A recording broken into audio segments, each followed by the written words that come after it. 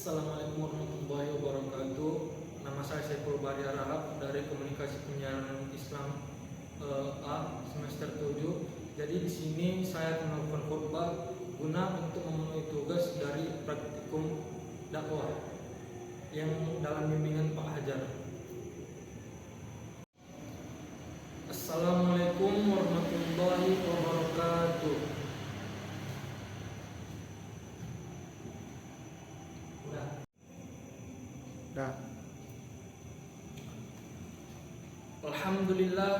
Alhamdulillahilladzi hadana li hada wa ma kunna linahtadiya laula an hadanallah.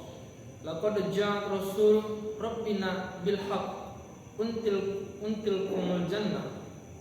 Asyhadu an la ilaha illallah wahdahu la syarikalah Muhammadan abduhu wa rasuluh. Amma ba'du. Allahumma shalli ala sayyidina Muhammad wa ala ali sayyidina Muhammad. Fa ya ayyuhal hadirun ittaqullaha tuqatih wa la tamutunna illa wa antum muslimun. Wa qala Allah ta'ala fil Qur'anil 'azim, a'udzu billahi minasyaitonir rajim. Bismillahirrahmanirrahim. Wal 'asr innal insana lafi khusr illa alladziina amanu wa 'amilus solihati wa tawassaw bil haqq wa tawassaw bis sabr.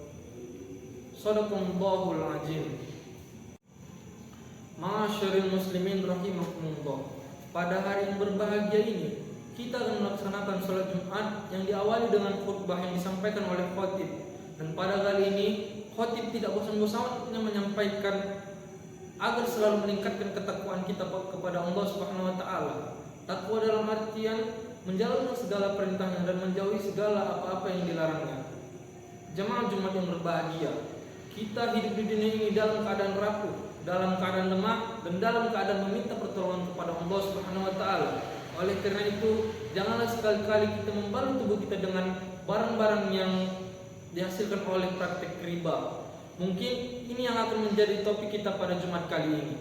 Jemaah Jumat rahimakumullah, ketahuilah bahwa riba adalah salah satu dari banyak antara perkara yang diharamkan oleh Allah Subhanahu wa Ta'ala.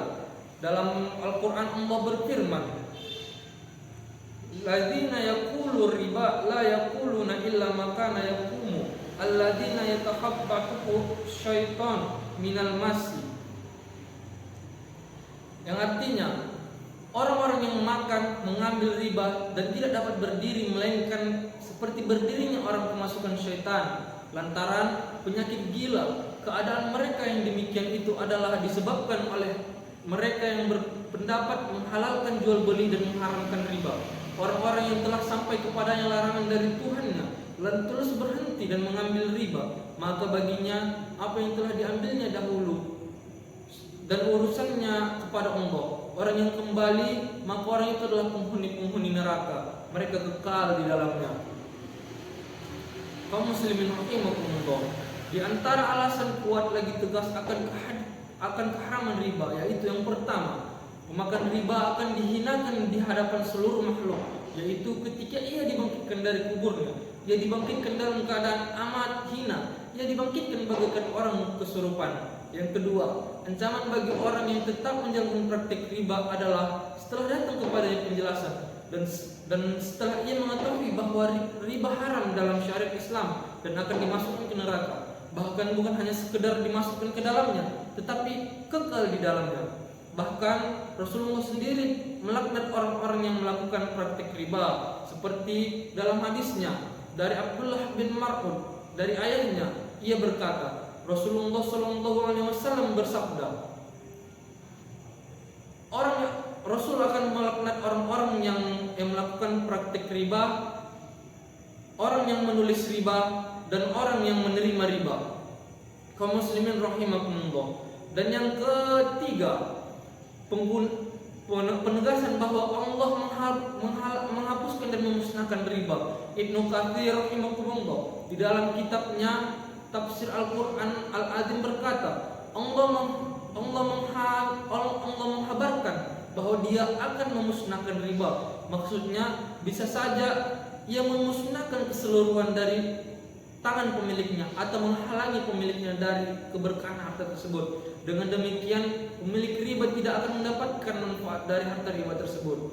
Yang keempat, Allah Ta'ala mensifati pemakan riba sebagai orang yang senantiasa berbuat kekafiran dan selalu berbuat dosa. Ibnu Katsir rahimahullah dalam kitab tafsir Al-Quran Al-Azim berkata, sesungguhnya pemakan riba tidak rela dengan pembagian Allah untuknya berupa rezeki yang halal dan merasa tidak cukup dengan syariat Allah yang telah memperbolehkannya untuk berbagai cara mencari penghasilan yang halal. Dan yang terakhir, yang kelima, perintah tegas agar meninggalkan riba.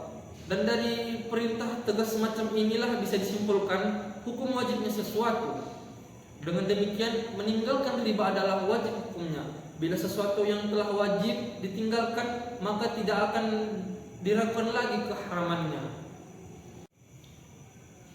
Allah berfirman dalam surah Al-Baqarah ayat 279, "Fa in lam taf'alu fa'zunu biharbin minallahi wa rasulihi wa in tubtum falakum ru'usu walikum la tazlimuna wa la tuzlimun." Maka jika kamu tidak mengajarkan atau meninggalkan sisa riba, maka ketahuilah bahwa Allah dan Rasulnya akan memerangimu. Dan jika kamu bertaubat dari pengambilan riba, maka bagimu pokok hartamu, kamu tidak akan menanganinya dan tidak pula dianiayanya. Mungkin hanya ini yang bisa khotib sampaikan. Kesimpulannya, janganlah memakan riba, tinggalkanlah jauh-jauh, karena riba sangat dibenci oleh Allah Subhanahu wa taala. Masih banyak cara lain untuk mendapatkan kebutuhan. Barakallahu li wa lakum fil Qur'anil azim wa nafa'ni wa iyyakum bima fihi minal ayati wa zikril hakim wa taqabbal minni wa minkum tilawatahu innahu wal ghafurur rahim.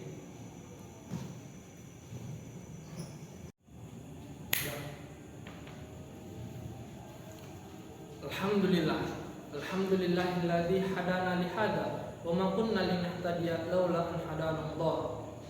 Laqad jaa rasul rabbina bil haqq untilkumul jannah. Asyhadu an la ilaha illallah wahdahu la syarikalah Muhammadan abduhu wa rasuluh. Allahumma shalli ala sayyidina Muhammad wa ala ali sayyidina Muhammad kama shallaita ala sayyidina Ibrahim wa ala ali Ibrahim wa barik ala sayyidina Muhammad wa ala ali sayyidina Muhammad kama barakta ala sayyidina Ibrahim wa ala ali sayyidina Ibrahim fil alamin innaka Hamidum Majid.